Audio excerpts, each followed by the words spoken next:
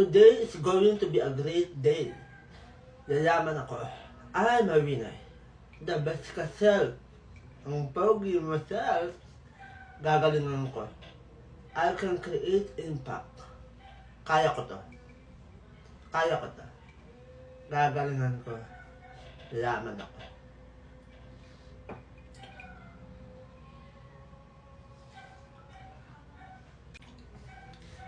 Hi guys, it's day 3. Yan, and maaga ako nag-video today kasi maaga ako nagising. So, right now, kung napansin nyo kanina, meron akong sinasabi, meron akong binabanggit. That is morning affirmation. So, importante talaga na meron kang affirmation everyday. At meron ka din dapat morning gratitude.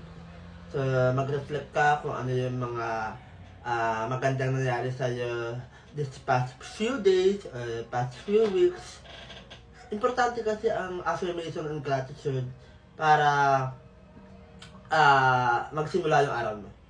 Okay? Para maging maganda yung araw mo. Sabihin na natin na may hindi magandang nangyari, pero because of gratitude and affirmation, nakakita ka ng other perspective, kumbaga mas hindi mabigat.